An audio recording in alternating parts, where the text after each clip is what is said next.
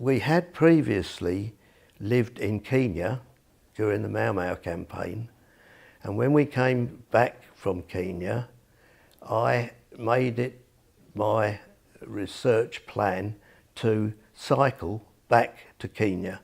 All I wanted to do was to go back to Kenya. My father persuaded me to go to Australia under what they now call, or used to call then, the Big Brother movement.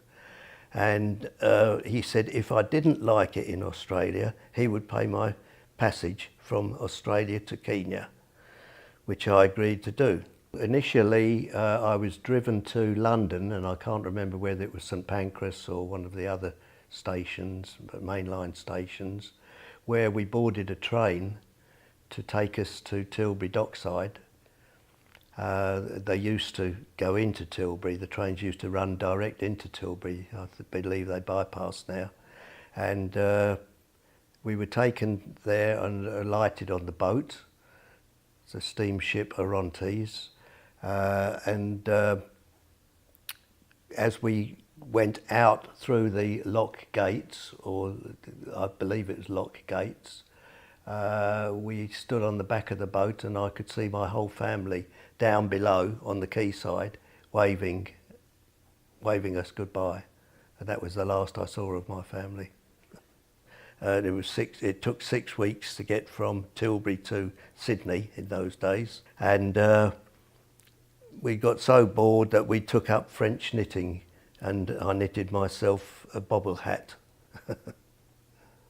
And when I got to Sydney, a place called Liverpool, we went onto a training farm where they basically trained us for 6 weeks, and then we were allocated jobs out in the outback.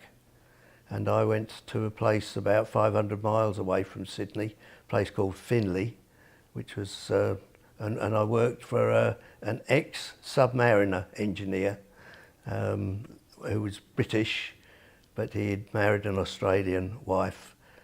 He's since departed this world, and worked on a dairy farm for a couple of years. It had everything for me, sunshine and the outdoor life. I lived in huts and in upturned water tanks and tents, and you know, all the sorts of things that a young chap imagines taking part in, the outdoor life.